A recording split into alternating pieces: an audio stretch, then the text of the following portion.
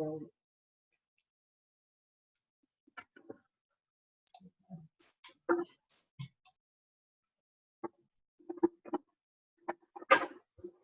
and record this session.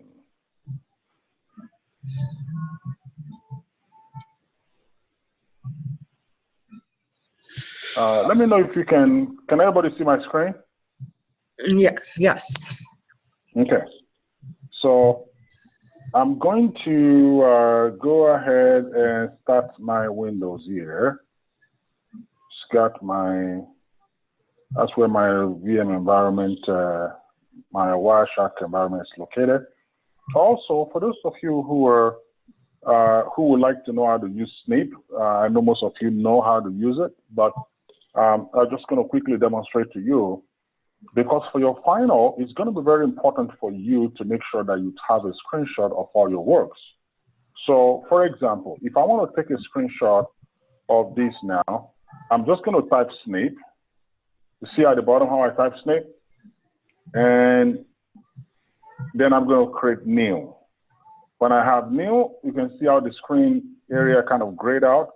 And I can just highlight the areas of what I want to screenshot, and then go to copy here at the bottom, at the top here. And I'll type Word depending on what I want to do. If I'm trying to create a Word document report, I can come over here and then I can paste it.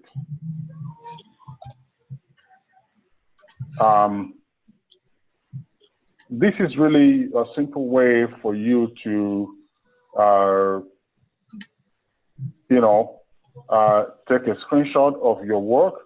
Now, totally up to you how you want to go by it. You can actually choose to kind of format the picture, or to kind of have the borderline around it. Really doesn't matter much to me. I'll let you decide if you want to do that. But certainly, that is the way to do it. Okay. A quick question for you. From here, it's pretty easy because you could still see that box where you could type in, where it says type here to search. But what about when you're within, like actually inside of the machine? Like if you are at the desktop. Let me show you an example of how I do it. I'm going to set my password here.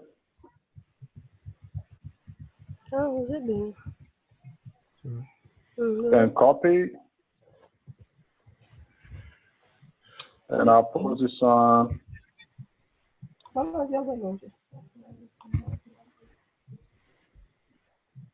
Paste this.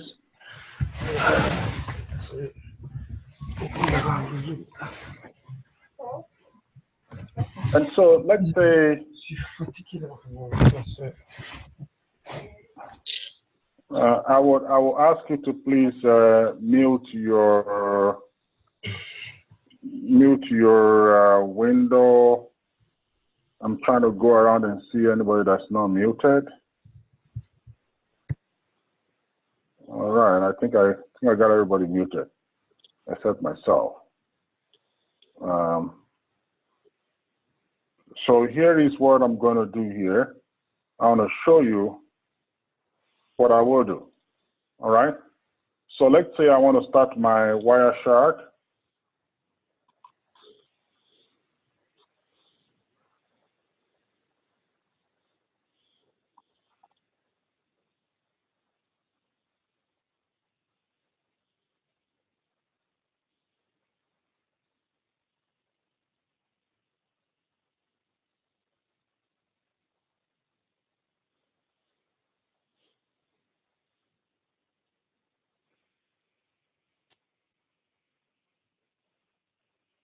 So this is my Wireshark, for example, and I want to take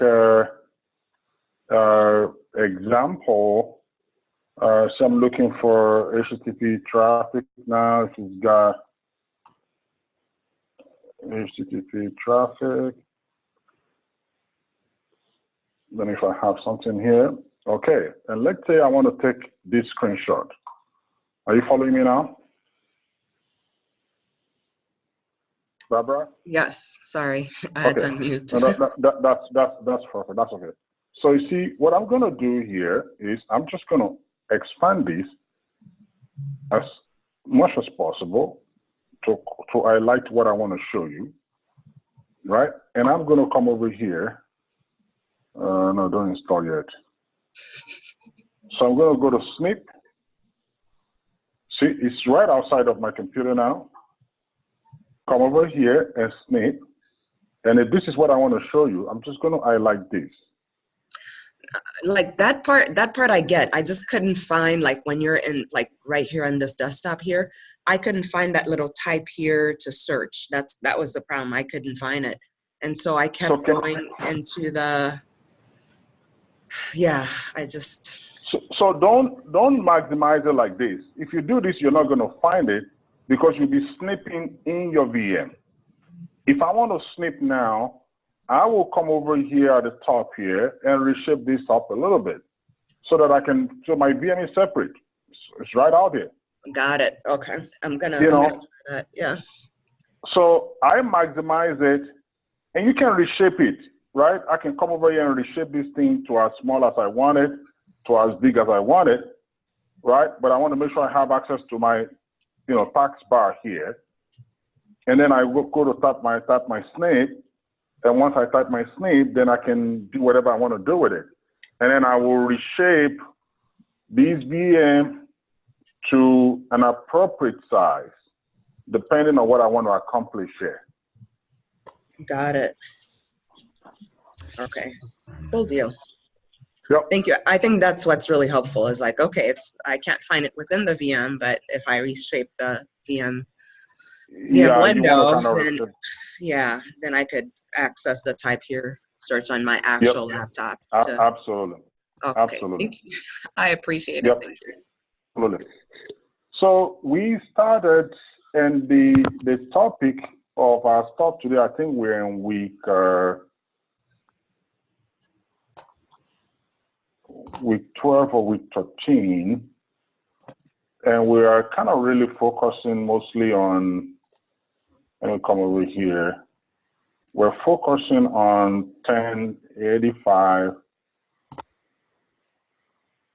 over here, material, content. So if you look into week 12 here, I want to make sure we're in the right week. Yep. So we're looking really in securing TCP IP environment.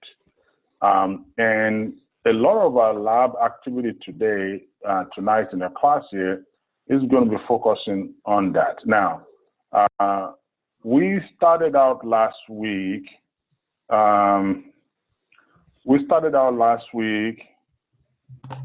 On some of the activity we started on, but we're going to try and see how much of it we can wrap up today. We spent so much time last week going over some of what you did well and some of what you need to improve on for the midterm. And because it's so important, I spend a lot of time on it. Today, however, we're going to kind of finish up on some of this stuff. Last week, we talked about how you find a bot-infected system. And we use a sick client. But in order for me to kind of explain this, I had to go into what is normal. Because when I was asking you some questions, if you don't understand what is normal, then it's going to be very difficult for you to be able to understand what is abnormal. And as a refresher, I'm going to ask you a series of questions. What was it last week that I told you when you want to connect to a resource on the internet, what is the first thing that your machine does? So if I go to www.yahoo.com, what is the first thing my machine does? It'll be DNS name resolution, DNS. Exactly correct. Your machine is going to try to talk to a DNS server. Then after talking to a DNS server, it's going to get a list of the IP address from the DNS server. Then from the list of the IP address, then your machine is going to make effort to do a three-way handshake with the IP address provided by the DNS server. And after that, they're going to then, once that's successful, then they will make an attempt to communicate. That was the layout, that was the protocol, that's the step that I walked you guys through. That was true then, it's true now. And this is one of the reasons why when we went through this exercise last week, one of the first things I did was to type DNS here. If you remember, we typed DNS here because we wanted to see what's going on here, because we know that is usually the beginning of conversation for two machines that are talking, right? There are other things that could precede that. For example, I could have pinged the machine. And if I'm looking for that, I can type ICMP here and look for, you know, anything. And you can see a lot of traffic over here, which is mostly ICMP, you know, response over here for the most part. If you look at what is going on over here, destination unreachable, destination unreachable. And if you look at it over here, you're just getting, you know, a lot of, you know, ICMP messaging back. Something is happening over here that is creating a problem. You know, and before I go too deeply into this, I'm going to bring some stuff over to your attention. Now, on the TCP IP, on the OSI layer, we have the application here at the top, right? Yeah. Underneath that, we have presentation. Pardon my handwriting. Then we have the session here. Then we have transport here.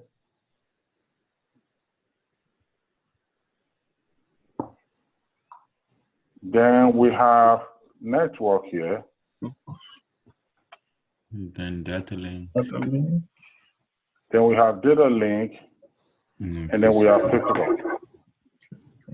All right. Well, here on this transport, so on the network layer, what is the most popular protocol we have here? That's our IP. We've done a lot of work on IP header and so on and so forth. Here, there are two major protocols that are on here. What are these two protocols? TCP, UDP? To TCP, exactly. TCP and UDP. Now, oftentimes, we are very, very familiar with TCP. Very, very common. You're browsing the web, FTP, HTTP, they use TCP. But there are some protocol that doesn't use TCP. What's an example of application that doesn't use TCP? Like DNS. Like DNS, exactly.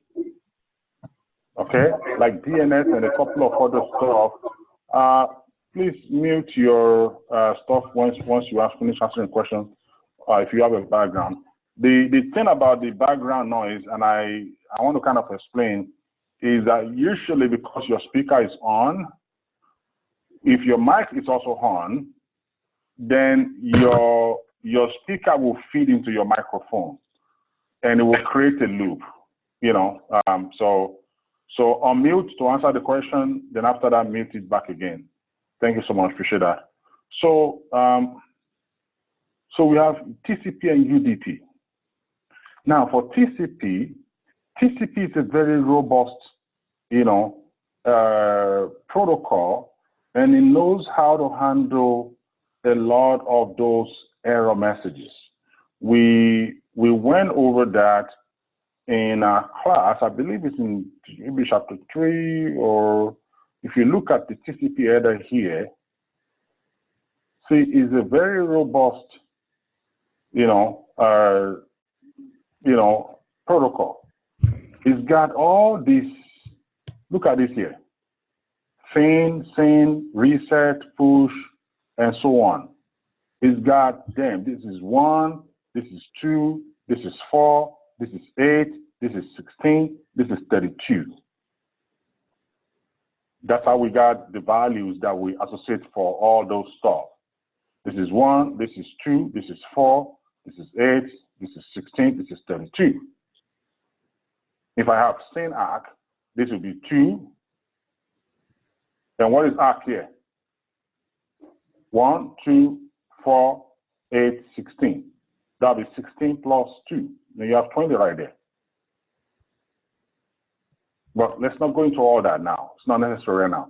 TCP is a very robust application, and it's got all these flags to let you know the delivery status of the packet that is being transmitted. That is the thing that is unique and robust about TCP. You understand what I'm saying? But UDP, on the other hand, it's not as robust as it. It's got a very, very, very small header. Let me see if I can UDP header. Can give you an image of UDP header. See, this is what UDP header looks like. Just it, source port, destination port, length of the packet, checksum. That is it. Compare a protocol that is so lightweight like this, which means it's very fast. It's much faster compared to TCP, but it doesn't offer a whole lot of other, delivery status and all that kind of stuff, that TCP has. It doesn't have a lot of overhead, so it's light and it's faster. Then what do you get with that? Well, how do you then deal with error messages? Because for TCP, it's very easy. I'm going to get RST, reset packet, sync, ARC, let you know what's going on. For UDP protocol, it uses ICMP to let you know, okay, there is this going on and so on and so forth. So this most likely, as you can see, is an ICMP protocol, but this is not somebody pinging. Otherwise, you will have seen what kind of, ICMP you have. This is my IP, this is my TCP, and you can see IP here, and it's type 3, code 3. Look at it, type 3, code 3. Anytime you see ICMP, you can always test, what does this mean? I'm going to give you guys an example here now. For ICMP, type, can come over here. I want to show you something here so you can quickly look at it here. So this is ICMP. You see here it's got types all over, but it's also got code. It's not just code type alone. It's code, got codes and types. So, and they have meaning. So when you see ICMP type 3, it means it's saying destination unreachable. And when it says code 3, then you have to go, what is code 3? It means port unreachable. Destination unreachable, port unreachable. That's what it means. When somebody is sending a ping, then you can, if it's echo request, echo reply is going to be, either echo reply, which is 0, or echo request, which is 8. So ICMP is a messaging protocol, and it's often used by other protocol that doesn't have the robustness of TCP. TCP can take care of its own business. It can handle all the status. But other protocol that doesn't have the overhead of TCP, that cannot do what TCP does, they have to use, messaging protocol like ICMP to help us know what is going on. So when you look at this one over here, you can just quickly tell it's type 3, code 3, type 3, code 3, which means destination unreachable, port unreachable. What does this mean? Most likely, very, very most likely, you're not even getting to the host here. Somebody's trying to connect to a host on a port, and it's possible that you may have a firewall in front of that host. So you are not opportune, you don't even get a chance to talk to that particular host, and you're being filtered out by a firewall. Just want to kind of give you a little bit of a heads up and stuff like that. So what we did last week, we looked at some protocol, which we're going to be looking at a little bit back just as a refresher today. Pick up the SIG client. Everybody should have access to this. And we run DNS here. We press enter. and we looked at the first, DNS, information over here, and I can see a query, which is a request. Every machine does this every time you go on the internet. Okay, so you see this machine talking to this machine here. What is this machine? 10.129.50.66. What is this machine? Anybody want to answer that? That's is it the destination? It's a destination, but what is this machine itself? Is it a DNS? It's a DNS server, correct. So that's what I was trying to say. What is this? Because this is the machine, this is the source, it's talking to this machine.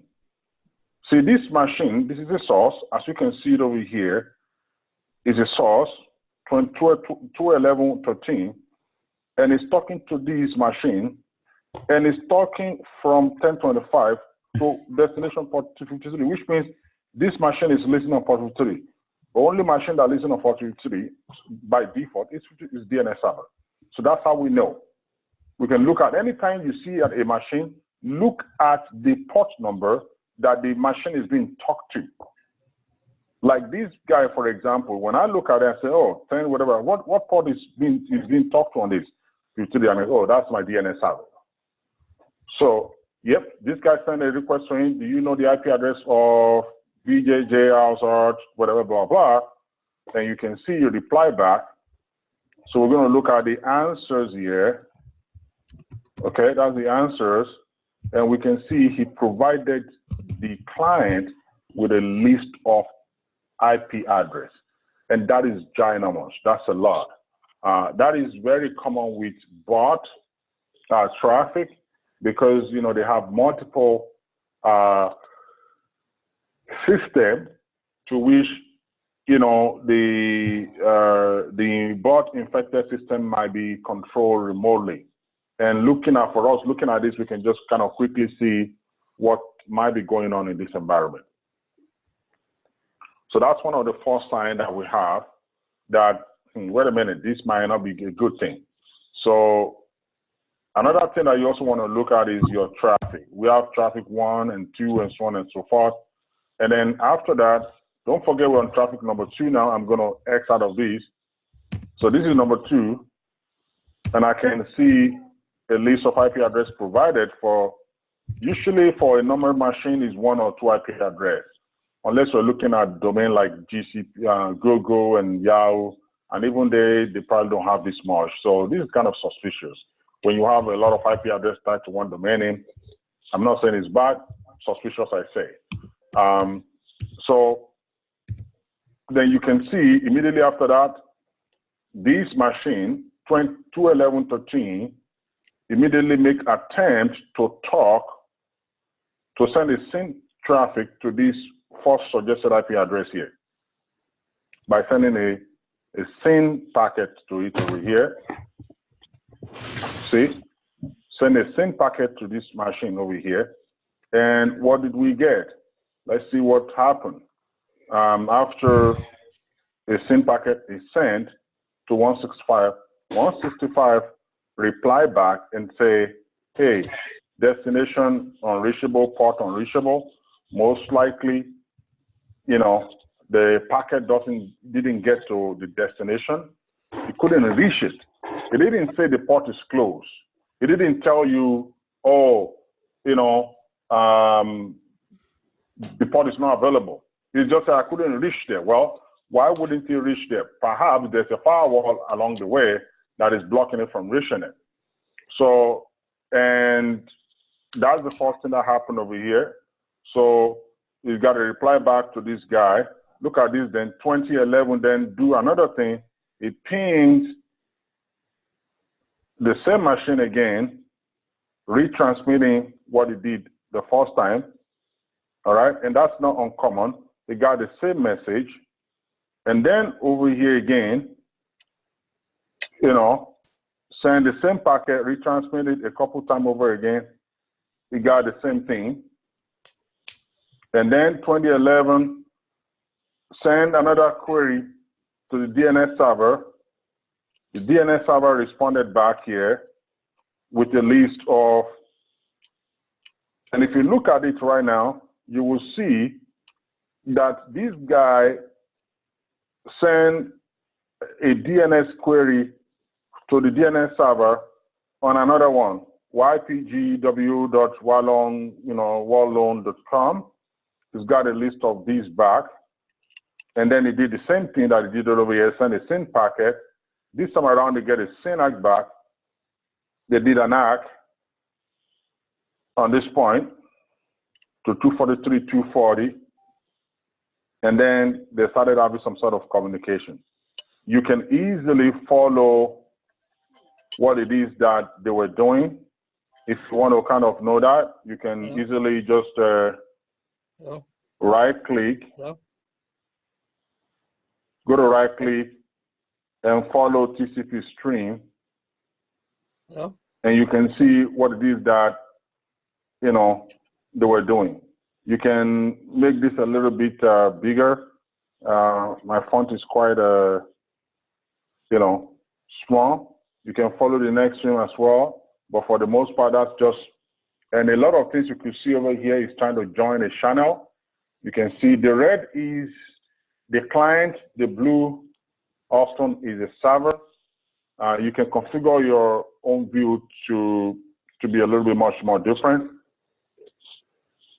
And you have this go on and on and on until it gets to this point again. Mind you, don't forget what is happening over here, because one of the major things you want to do if you want to get to the root of this is, once you've kind of seen what is going on, follow the stream and it will print out the thing for you. I don't know why this is kind of a little bit, the font seems just very, very, very small. You can try the same thing on your own environment and see if you get something a little bit different than what I got.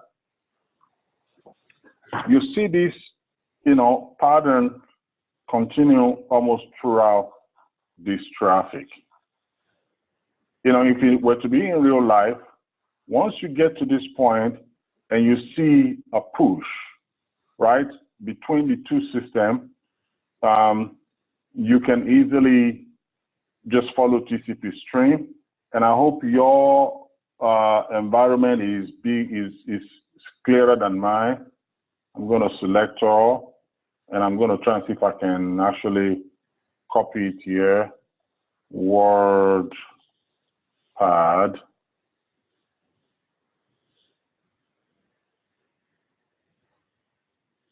just want to put it on something that is going to be bigger enough for you to see what I'm.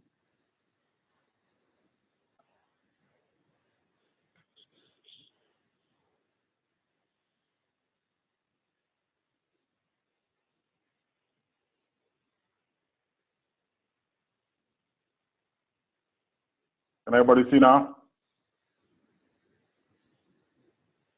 Yeah, thanks. So you can see that's the user, right? And this is how you join a private channel.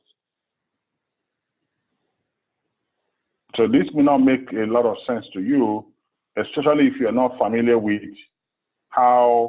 what the signature look behind the screen when you're trying to join a channel. You can see the user and the nick here. That is from the client. That's why it's highlighted in red color. And that's why you see red color here. Then you have the blue, that is the server. So this guy come over here and say user 111 blah blah, and then he says, well, here's my username, and then he provided his username over here. The server responded with some sort of a signature, and then the guy provided his user host, which is P00 blah blah. That could be his handle, and then the next thing is the server responded back, and this could be some secret encrypted message or something of that nature. Don't know for sure, but you could see the IP address here, 13.211, and this is provided by the server, right? This is his username, the handle with his IP address, and then, you know, the guy indicated, I want to join this channel. The channel is P8, you know, IHOD, blah, blah, and then the server provided some sort of, you know, modified or encrypted, you know, message. And we don't know what this message is, but you can almost imagine what follows after. Either this could be kind of like a secret message and say, go ahead and do so, so, and so. And then the bot infected machine will go ahead and do it. But these are kind of the telltale that you need, like, you know, join, you have the, you know, shot number or the relay number, whatever is going to join, username is providing, and so on and so forth. That is signature of a bot infected system. When you see this, you certainly know that, you know, the machine has certainly been infected. So that's one over there.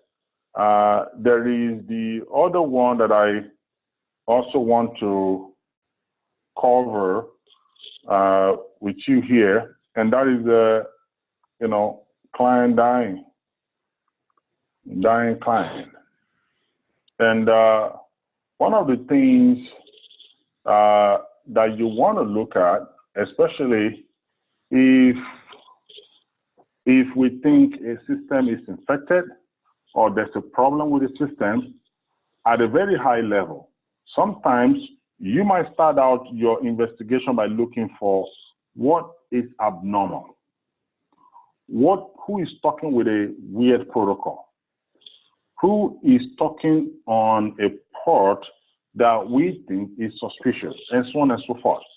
All this gets added up together and allows us to form an opinion or a conclusion. Let me show you this for a quick in a minute. On your system here, and I'll give you time for you guys to tackle this later tonight, because I want to make sure I give you enough time to practice and not just watch what I'm doing. Look at this, for example. You can come over here and say, and you will need this for your final. I can guarantee you that. So pay super attention. I give you a traffic, you know, at a high level. I'll go to statistics and go to protocol hierarchy. Protocol hierarchy allows me to see what do I have on this traffic, you know, that may jump out to me as unusual, you know, traffic. You know, I want us to take a look at the traffic you have over here. Which of this traffic would, you know, jump out at you as maybe a little bit suspicious? If this was to be an enterprise environment. Now, just take a guess. I don't expect, actually, I expect most of you not to know it. But take a guess. Which of this traffic would you say, take a look at that one more time.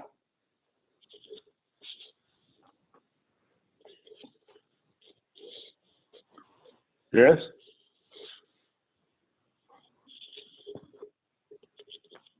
Take a shot. All right. Maybe TFTP? TFTP, exactly, correct. TFTP. Right? TFTP would jump right at me if I were you, because I'm going to say, hey, wait a minute, what's going on? Right? I'm going to say, and can somebody tell me why TFTP will be something that will jump right at me if I'm looking at these? Huh? I was gonna say, go ahead, Liban. So TFTP, I think, is used for file transfer. Yes, that's correct, but it's also the most unreliable means of file transfer. Okay. Because your password is in plain text. All right. It's very, very trivial. right? So more often than not, it will be a telltale. I mean, you guys can type it on your system. You can just, some of these things are not like something that's super secret. You can just say TFTP, right, versus FTP. If you just do that and say, what is the difference? If you find something that is relatively,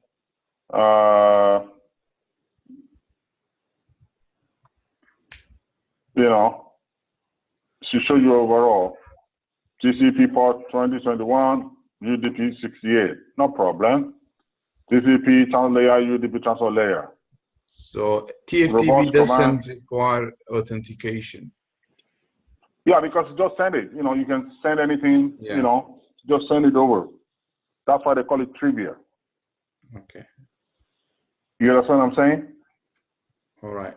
So I can just send, anybody can send anything. It doesn't have much control. Even though FTP sends in clear text, but this guy doesn't even require any authentication. You can just, you know, that's why I call it trivia. So to see that, and TFTP sometimes is common among peer-to-peer. You understand? Okay. So for example, if you have somebody, you know, doing a BitTorrent, where you have like a big file, but it's distributed over like 20 different machines. You understand what I'm saying? So TFTP will be a way to do it, because you can just distribute your file over several machines and then put them together and all that kind of stuff. So Can you it's please say something that we don't again? want. You said if you're doing some kind of a work and you're distributing the work between If you're 20 doing, different machines. if you're doing BitTorrent, Oh, I'm sorry.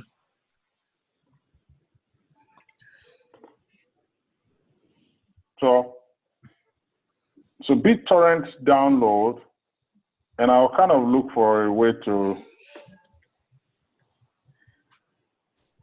This is oftentimes illegal Yep. in some environment. Like a uTorrent. It's common among peer-to-peer. See, you don't want, we really don't, in a more traditional enterprise environment, you don't want something like, you know, this workstation sharing files with this workstation. You don't want these guys sharing files among each other.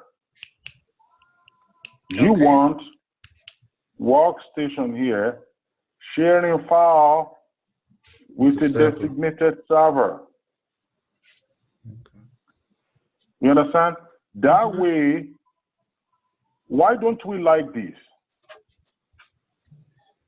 Why don't we like this? Why do we like this better?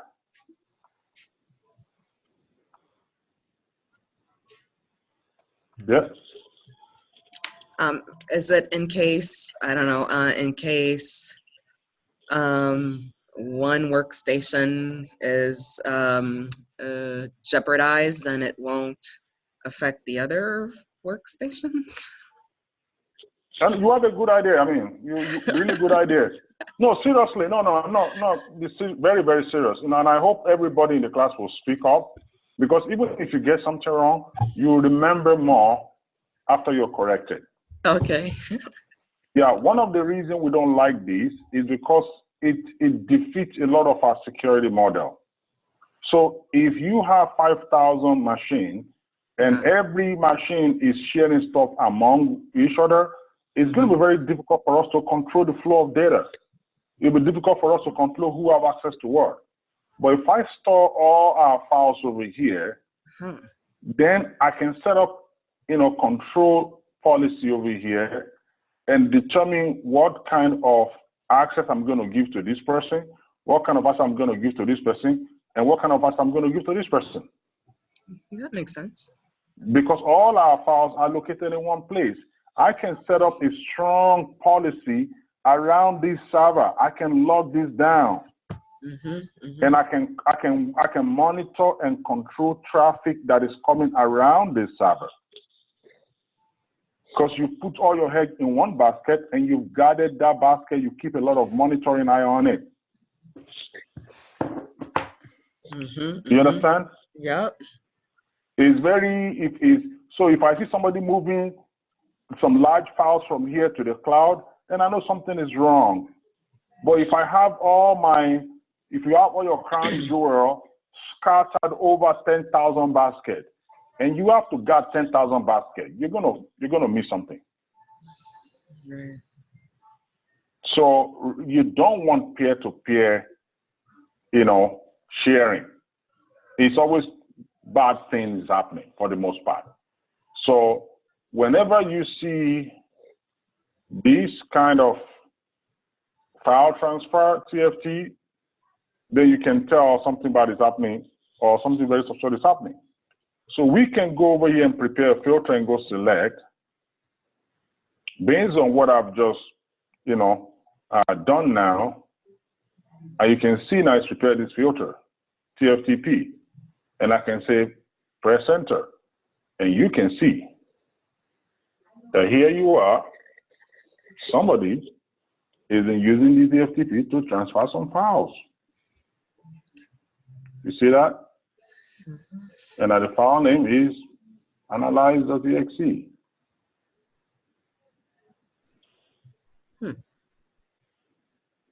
You understand? Right, right.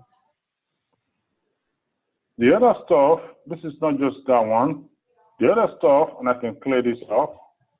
The other stuff that you also want to look at here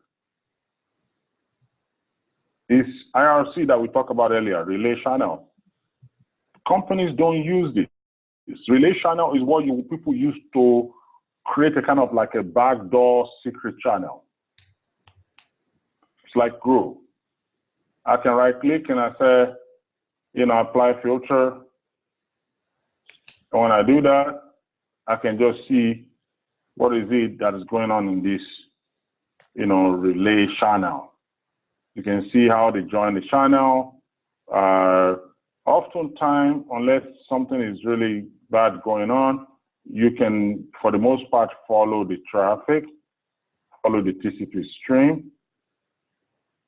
And for some really weird reason, I wish I could get to you much better, but you will do this in your own case, you will see. You will see how this guy is specifying password. Anything in pink, that's client. Anything in blue, that is the server. See this guy saying the password, his username, user ID, credentials over here, and then he's able to join the network, and you can begin to see what it is that they were transferring,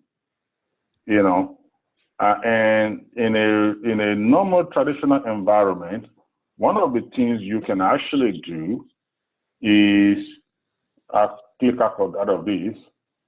When we type TFTP earlier, right? One of the things you can actually do is you can actually follow traffic here too. He's reading a file over here. You can follow this TCP or UDP, whatever it is. And oftentimes, this is what will happen. I'm going to select all, and I'm going to copy. Select all, copy.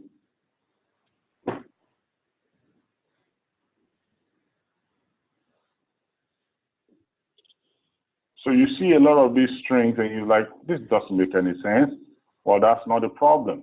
Now you can begin to search your hard drive for anything that has kern.llu. You understand what I'm saying? This is signature. You can search across your enterprise to see, so you see this on a network traffic. You're not sure which host particularly had this downloaded. Whichever host have this file downloaded, you can be very sure that host is infected. How are you going to find it? You can look for strings and grab and say, look for any machine that has *kern.llu. Anything that has that, I want to know. or terminant dot process environment, whatever, you patch all these strings together. I mean, there are a couple of them, and then search to see if you're going to see a match. And if anytime you see a match of that, because just because you see analyze.exe on the wire, may not necessarily be on the system like that. But this is the content. And if you search this, you see this on any machine, that is an example of a machine that is infected. So where are you going to search these things from? On your host system. Like which part of the system? Even across your enterprise. So let's say you have 1,000 machines, and you're going to search across your enterprise 1,000 machines. Okay. So if you see any machine, because right now you have a traffic, an infected, a traffic that shows an infection. You don't know how many of your machine has been infected. All right. You cannot scan for it because you don't know what it is. However, you know these are the content of this file. This file that you're looking at over here, these are the content of it. You're seeing fragments of it. All right. So what you would then do is begin to kind of like construct some fragment and search the hard drive of all your system. Also, is there a tool that's gonna let you search through it? Some kind of tool? There are several enterprise tools that would let you do that. Okay. So this message is clearly encrypted. Is there a way we can decrypt it? Like what's going on? Not so much encrypted, it's not so much encrypted because some of it they are almost intelligible, right? Okay. So terminant, this is not encrypted. I mean all the statics and the random letters, that's all the random letters combined together looks encrypted to me, but you might look encrypted, but I don't think it is encrypted. I mean, I can see environment here almost clearly. Yeah. If it's encrypted, it will be a terrible encryption because I can make up for what is here. It could be something that is written in a different program. You understand? Okay. So if I use C to compile something to write a program, if you see it, it's going to look a little bit funky, but that's not necessarily encrypted. It's just a different program. All right. You understand? Okay, thank you. Yeah. So that's what you would do as far as that is concerned. Let's do one more, and then I'll give you time to do your own exercise. Markov.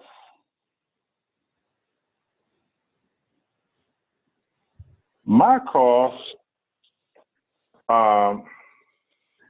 this comes mostly from the behavior of a normal traditional router. So let me give you an example, or switch. Let me put it this way. So here's a switch for you. And the way your traditional switch behaves is you have a switch here, and your switch have what they call a MAC table.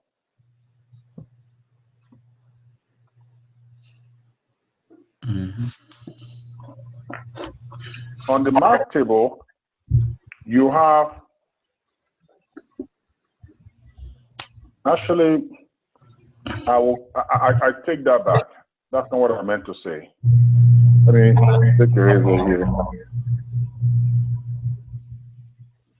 I meant to say CAM table.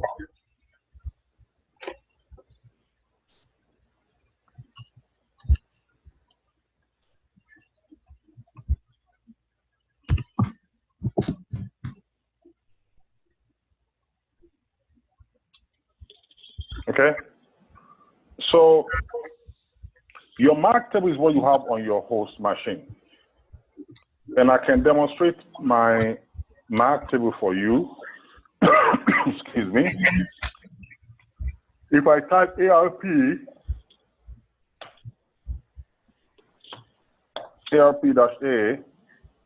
see, this is my MAC table. Can everybody see this? Yes.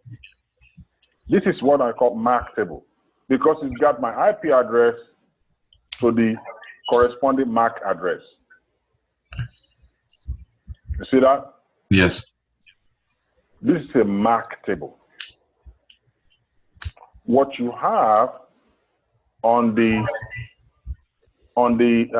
switch is the reverse of a MAC. They call it CAM, C-A-M, almost opposite. Because what you have is a corresponding MAC address to the corresponding IP address. You get that? Oh, okay. So can you MAC repeat that is again? IP. So MAC table tells you IP to the corresponding MAC address. CAM table is the opposite. CAM table starts with MAC address to the IP address. Is that clear? Okay. Yes.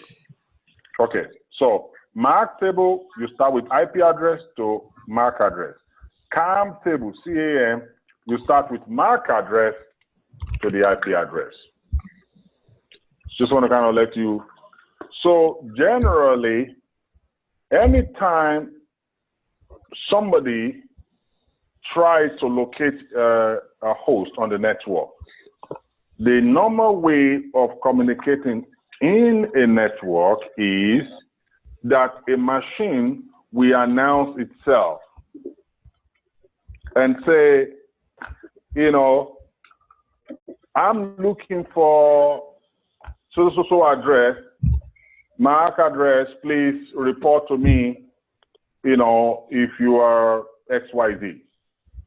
Machine within the same network, they talk with one another using their MAC address. They only use IP address to locate the MAC address.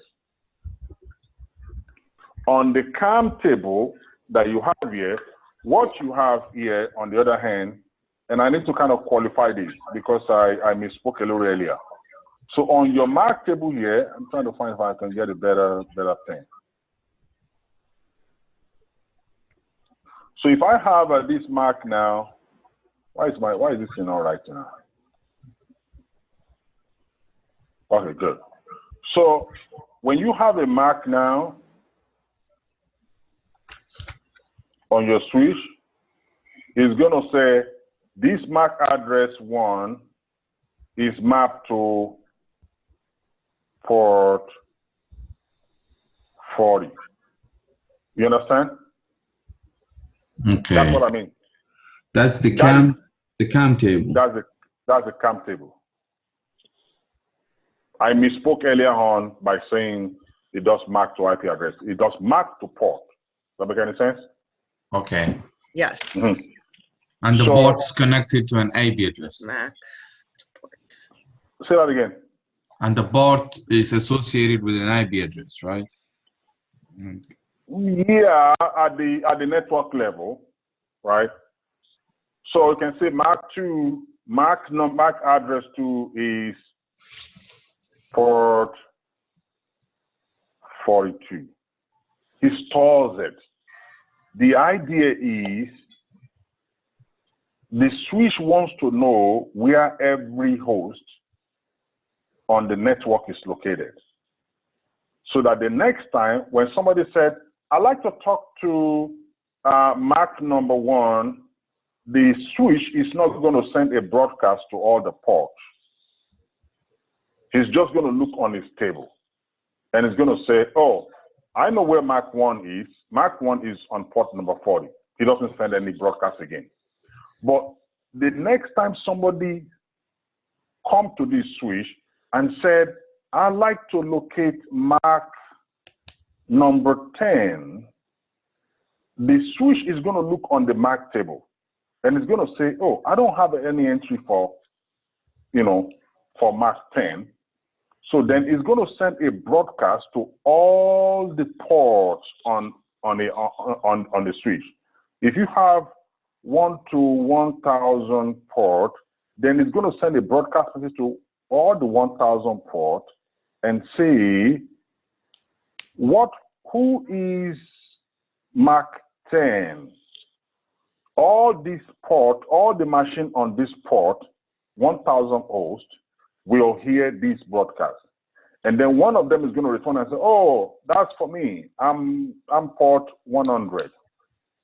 You know, then this guy is going to say, okay, fine. MAC address 10 is located on port 100. The next time somebody want to talk, I'm looking for MAC 10, the switch is not going to send a broadcast to everybody here. It's just going to say, I know where it is. It's on port number 100. Did you understand that? Yes. That's how CAM table work. Yep. So when the broadcast, it is to allow the switch to locate host on its network. Remember, one host per port. One host per port. If you have a switch with 100 ports, the maximum host you can have on that switch is 100 hosts, because the host is connected to a port. Okay. Yes. So that is the way it works. The two tables are present in the switch, right? The CAM table and the MAC table? No, this CAM table is on the switch. Your MAC table, that's on your host. Remember? Because that's just how your host keeps track of IP address to physical address. Okay. What you have on your switch is MAC address to port address, to port number. So because what kind of broadcast message was it sending? Like that computer that wanted to know the port number of computer? It's not computer, it's the switch. Okay, the switch. Yeah. Do you know what a switch looks like? Yes, yes. Okay, so you know a switch has several ports. Yes, I know. So then that switch needs to have a record so that you know what computer is on port 1, what computer is on port 3. So that if somebody says, I want to talk to computer 10, it's just going to say, oh, it's on port 24. That's all. That's what it's trying to do. It's trying to build a list. Go ahead. So you're sending a message, a MAC message, a broadcast MAC message, to be precise. That's what you're sending, or is it an IB broadcast, and then it will return the MAC address? No, forget about that for now. Okay.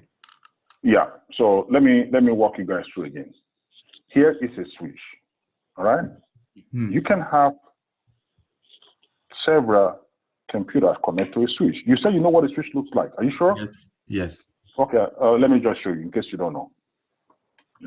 Here's what a switch looks like. You know,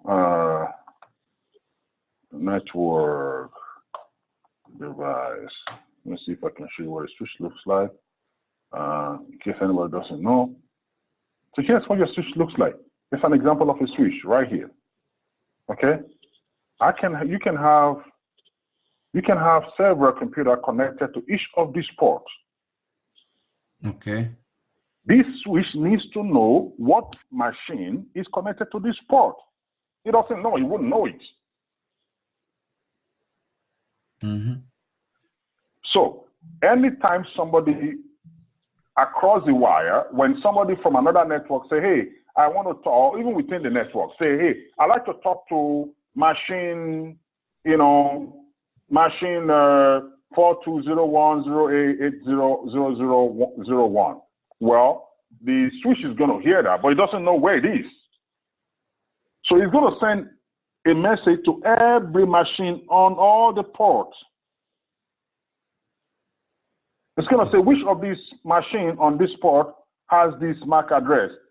If this port responded, then this switch is going to go and update its CAM table. It's going to say port 14 is mapped to this MAC address. Does that make any sense now? Yes, yes. So you're saying there's no IB associated with all this process? No IP address? For MAC. For MAC. I didn't mention, forget about IP right now. I'm not mentioning IP address now. Okay.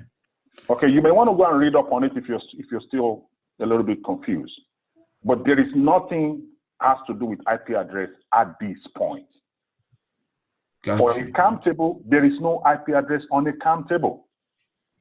Now, on a MAC table, on your host, you can have IP address, but I already told you this is what you have on your host.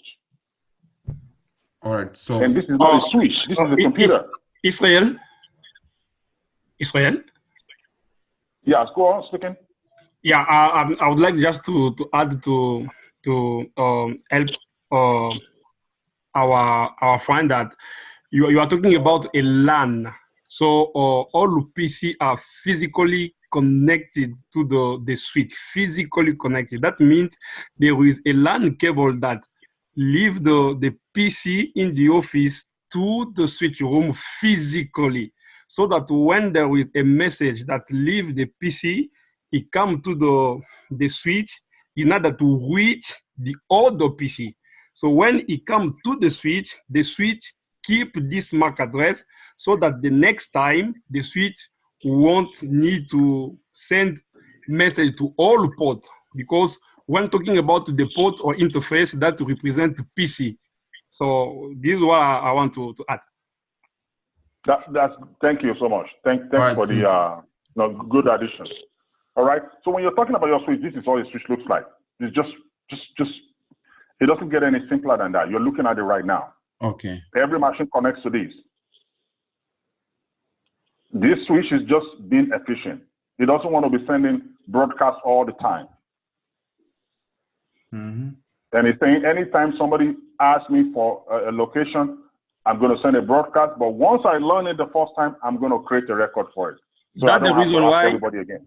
That's the reason why we say also the switch is intelligence, but hub is crazy, because the switch keep the record on the table, but the hub just send the broadcast to all interfaces. So it's crazy, but the switch is intelligent. So the hub doesn't keep a table then? No. It doesn't remember. It has no memory. It's just the way it works. Switch, your hub is a giant single port. Okay. But yeah, even though you might have several sockets like this, but inside logically is just one giant single port. Yeah, it has one broadcast domain. Yeah, forget about the big grammar. There are a lot of people on this one that it's not really, I'm trying to kind of not use as many technical jargons because somebody's going to say, what is broadcast domain? Then I gotta have to explain explain that. Sure, so so on your switch like this, each of these is separate. This is separate from this, and they don't see each other. There's a separate line of communication with each of these. On your hub, you may have this many ports, but logically inside it is just one giant single port. Everybody sees everybody. And so it's not as efficient or fidelity as a switch. But let's leave hub out of it. I just want to explain to you what a CAM table does, so that I can go on and explain how to analyze this traffic. Now, if you want to read more about CAM table, MAC table, write it down and read a little bit more about it. And if you see a question, ask me. I will be more than happy to kind of explain to you even further if you still need a little more explanation. But just so you know, this is a way of your switch being efficient. Somebody want to talk to somebody on the switch. I don't know how many ports here. This is like 48 port switch. So let's say you have 48 computers connected to this. And then somebody says, I want to talk to 00456, whatever. This switch is going to send message to every device. All the 48 machines is going to hear the broadcast. And then one of them is going to respond and say, oh, that's my MAC address. I'm port 40. Then this switch is going to go and update its CAM table, CAM table. And it's going to say, MAC address so and so is mapped to port 40 on my, on the device. Okay, so where does the ARP table fit into all of this? The address What? resolution protocol, ARB. Forget about that. I'm not talking about that here. I'm talking about CAM table. Because ARP does not feature here at all. That's why I wanted to just understand this right now, and then I can lay another thing on it. If you don't understand this, you're going to pass something else that you don't understand yet. So just understand how CAM table works. Then you can talk about something else. I'll tell you about where HARP table plays on it. But HARP does not play here at all. Oh, that's for the router. The switch works. Okay. Just leave those one out. Leave those one out of it. Those ones doesn't play here. But I want you to understand how CAM table works. That's what that's the key now. here. So yeah, just understand how CAM table works. There are a whole lot of number of stuff that you may need to know about router. There's a whole lot of other stuff you may need to know about HARP table and all the other stuff, or DNS table, all that kind of tables. But I want you to understand your CAM table now. Forget about the rest for now. This is, I think, this is where I was making the mistake. My question was about ARP. So instead, no, forget. Then I'm not talking about HARP now. Leave ARP out of it. Just now understand CAM table. I think so. CAM table has to do with port location. You see the port now physically on this. Can everybody see this diagram? Yep. Okay, that's all CAM table has to do with. CAM table is saying this MAC address is located on this port number. That's it. That's what it's trying to do. It's got nothing to do with IP address or, whatever.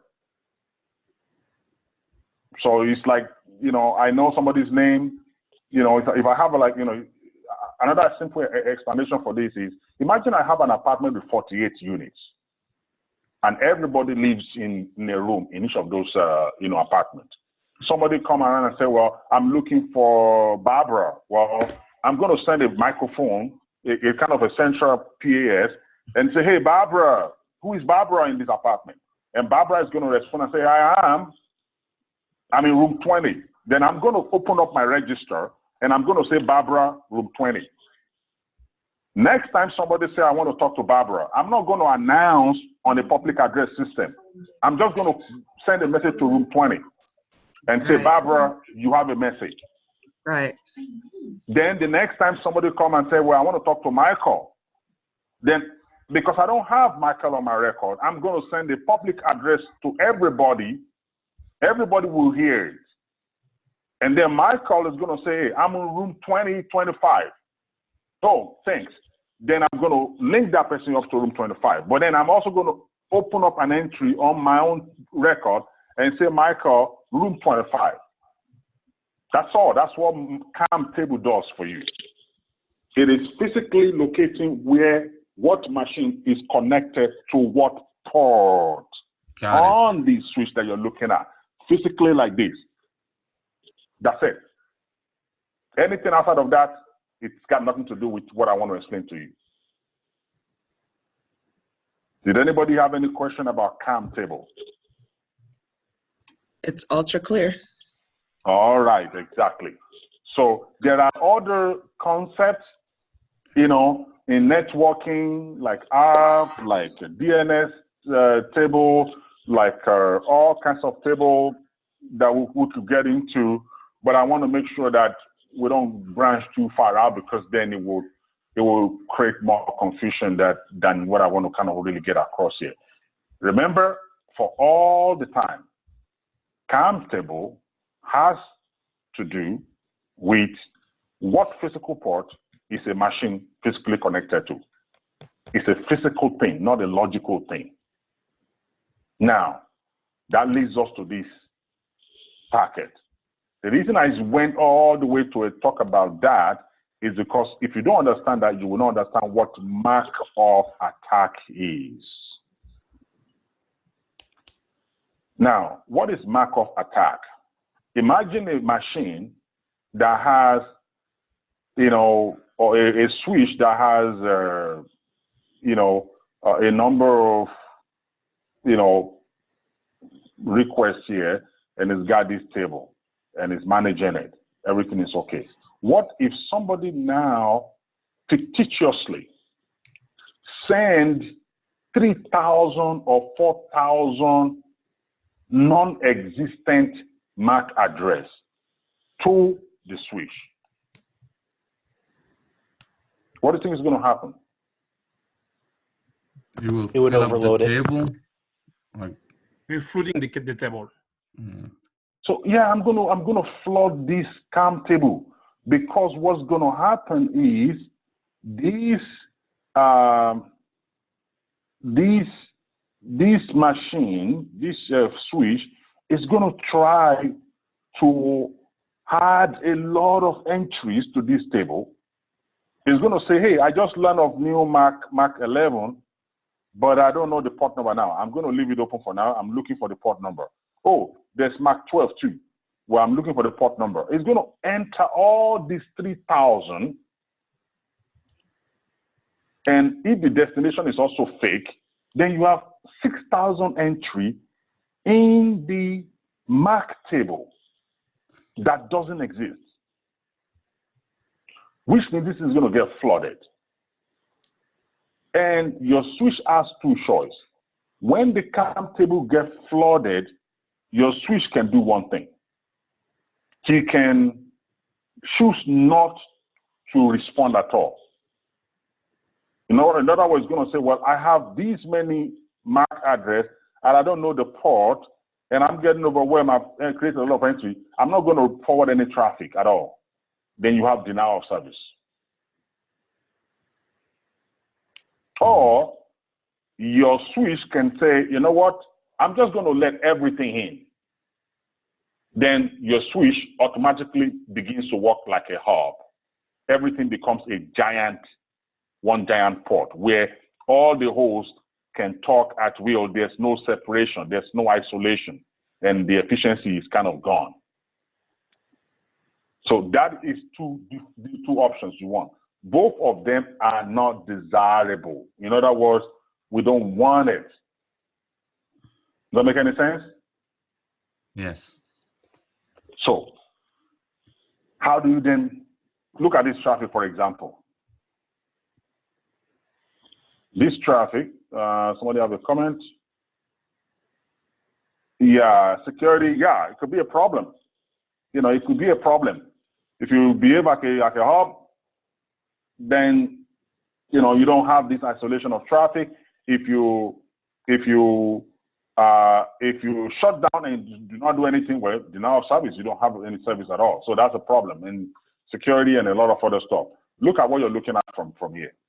You can see every time there is a different, and I'm going to look at the MAC address here, right?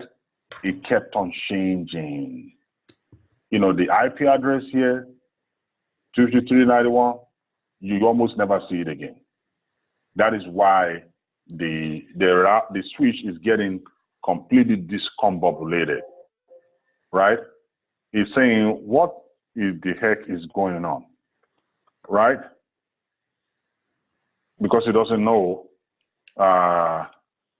it doesn't know it doesn't know what's going on, right? There's just constantly, you know, constant address that's constantly changing. See, this is random IP address. Look at this, random IP address tied up to a random MAC address, being sent to a random destination IP address to a random MAC address. And the CAM table will fill up really, really, really quick.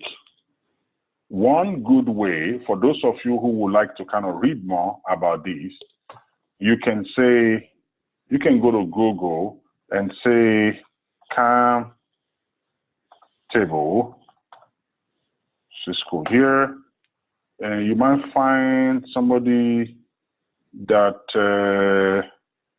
might have a little bit of actually say CAM table versus app table.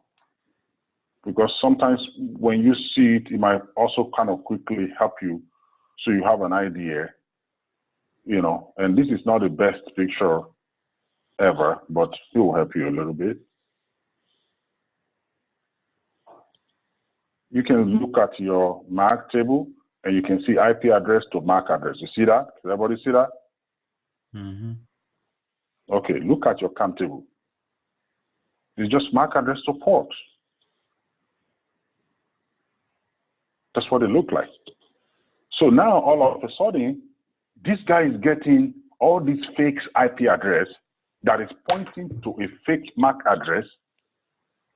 So fake source MAC to fake destination MAC.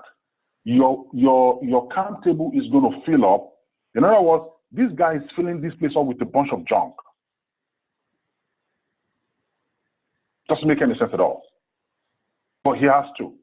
But then, in a few seconds, he's got 6,000 stuff that he had to stiff in there, and just going to say, forget it, I gave up. How do you now filter against it? If I were to give you this in your final, and it's very, very, very much likely, very, very, very much likely that you will see this again. How do you filter on this? So what is the question? What are we looking for? What is it? So how do you filter on this? No. What was the question again? So how can we filter on this? So now that I've shown you that this is how CAM attack work, right? Mm-hmm. Markov attack.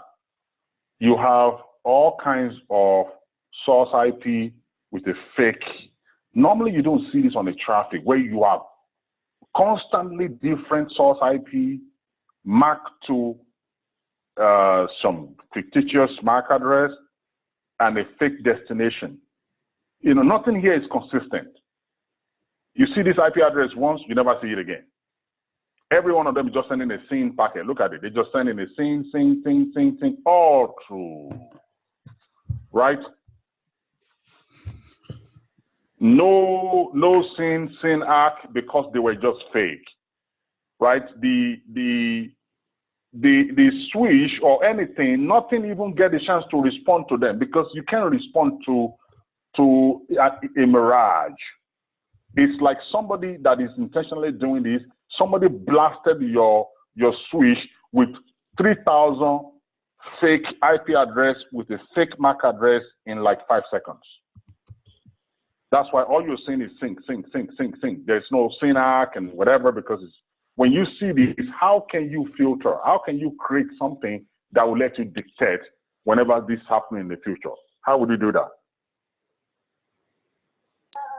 You mean detecting that this is a false or maybe a fictitious MAC address?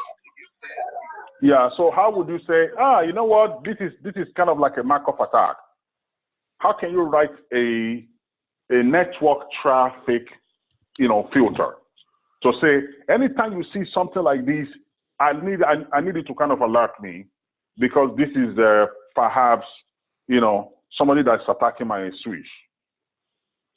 Or you can say anytime you see something like this, just drop all this packet because they're just trying to destroy my switch. Well, it looks like it's very continuous. So what is unique on this traffic that you can filter against? No, you can do MAC filtering. Huh? Yeah, MAC filtering. MAC filtering. Well, but you can't. It'll be difficult. It'll be impossible because the MAC address is constantly changing, right? So somebody's flooding you with gazillion, millions, billions of fake MAC address. You cannot filter something that is not consistent. Now, if somebody is flooding you with a bad traffic on a consistent MAC address, then you can filter that MAC address off. Okay. You understand? right. So what do you do? How do we do that? Something here Okay. is on the screen that should probably catch your attention. Yeah. The length is all 54. Say that again. So the length. Not the length. You're heading towards the right direction, but not the length.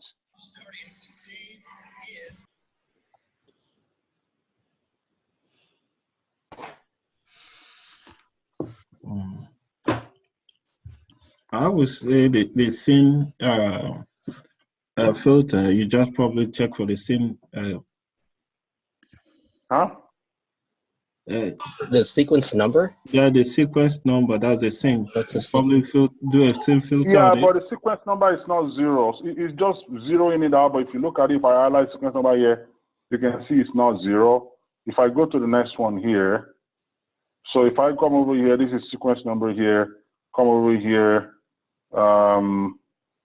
See, it's not 010 3B.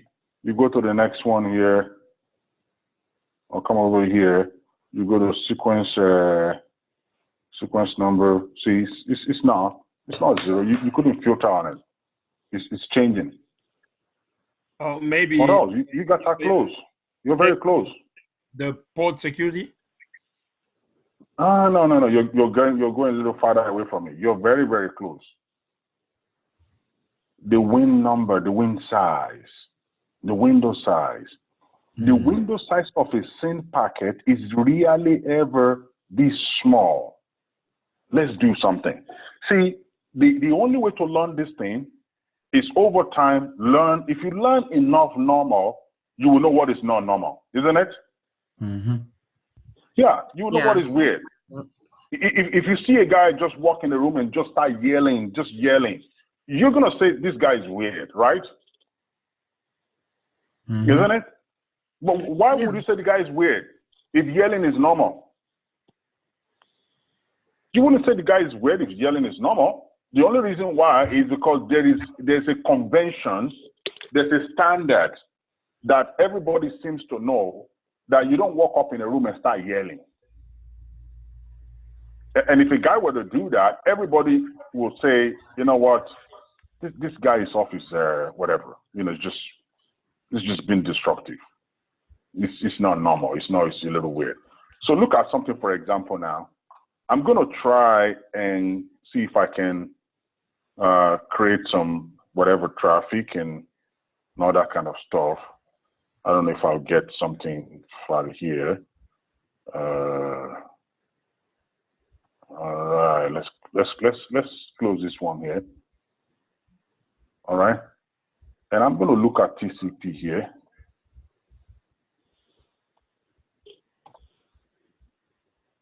And I'm actually looking for if I can find any SYN packet that would do it for me.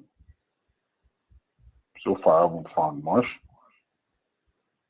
I can look for ARC, and I would flag, and I will say SYN,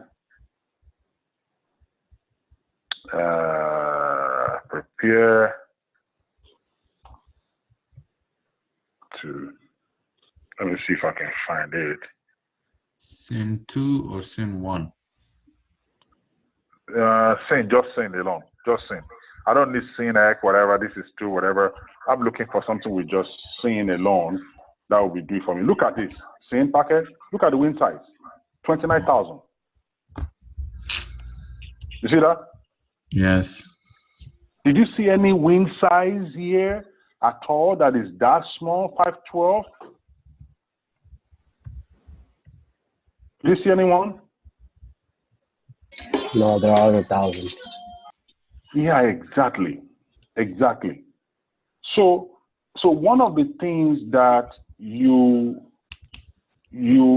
care about, and if I'm looking for an exclusive SYN packet, I can actually look at this and come over here and select this. And this is just a SYN packet, TCP flag. Look at that. Do you see anything less than this couple thousands, isn't it? You see that? Yes. Okay. So if I give you something in the exam and you are not sure what is weird, just generate a small traffic yourself. You got it? Because you can learn this on your own. So I'm going to close this one now. Let me now go back to Markov. Now look at the win size again. Does it look off to you now? Mm-hmm. Absolutely, it looks off to you because I just showed you what is normal. Network traffic analysis or network forensics is simply about knowing what is normal. Period. The rest of the stuff is just pure fun. So now I can build a traffic. I can come over here and say, I'm going to look for a flag, and I'm going to look for a sync flag, prepare a filter, select. Now, if I do it over here, I wanted to pay extra attention here now. Pay extra attention here. If I set my filter here, it will cache a whole lot of stuff as long as sync is included. You see that? But if I come up here, see TCP flag.sync, this is what this one does. But when I say TCP flag, prepare filter, see, it's going to cache only the one that is synced exclusively. All right. I'm saying I want a sync packet, and I'm going to come over here and go to window size. Prepare, and now. You understand? You see what I'm doing now? Hello? Yeah. Yep. Okay. Got it. Please make sure you do what I'm doing because it's going to be your turn very soon. And shortly now we're going to have our final, and you're going to be on your own. I'm looking for something that is, what is this? Less than 1,000. 1,000. Yeah. Then I can come over here. That is something that you could look for. Anything that has this, I can tell you that's a Markov attack because normal sync traffic doesn't have a window size of less than 1,000.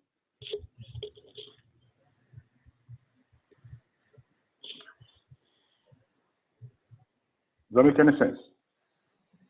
Yes, it makes sense. Any questions so far?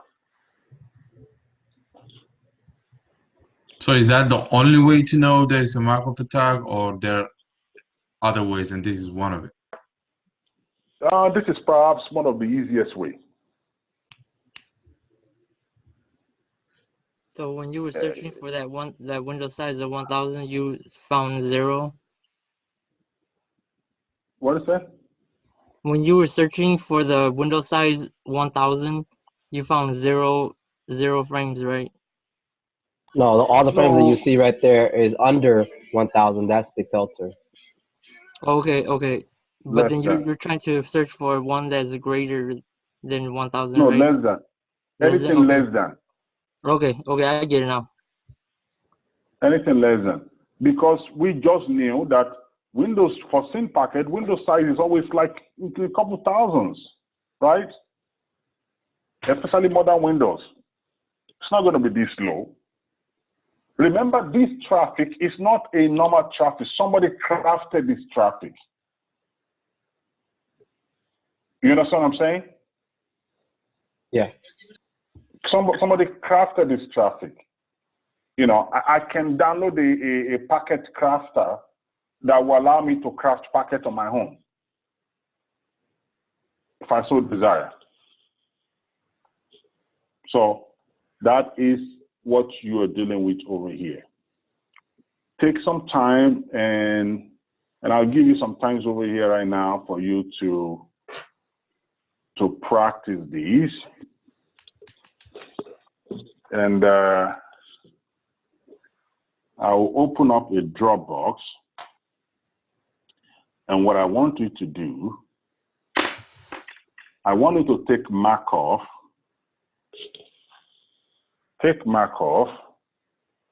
and take client dying. Markov, and client dying. Okay? And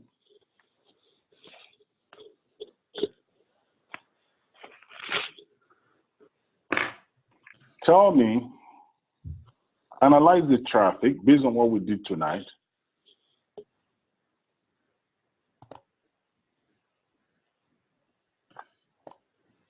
And tell us what kind of attack you think is going on there.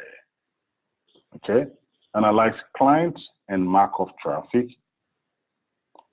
just like I did a few minutes ago.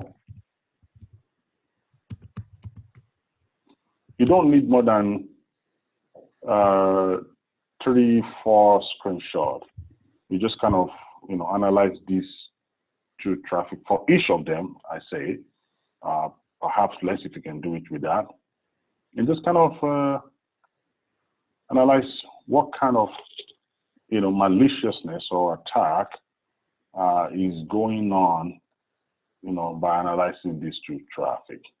I'm going to be putting up the video in another few minutes. Yeah, that's fine. I'm going to put this thing, I'm going to keep the Dropbox open till around 10 o'clock, so you can upload your screenshot there. All right. So it's 8:02. Actually, I'll keep it open till 12. So it should take you about just a few minutes. I have a quick question. In regards to this is off topic, but in regards to lab, do we not have any lab for tonight? Is this the only lab? That's the only lab you're going to be doing tonight after the class. Okay, so okay, because like one of the things said with lab 10 is due. No. I'm going. Lab 10 is starting today, and I'll provide you with additional instruction on what you need to do. Okay, sounds good. So again, grab client dying, Clark Markov on the Dropbox here, and I'm going to go ahead and stop this recording.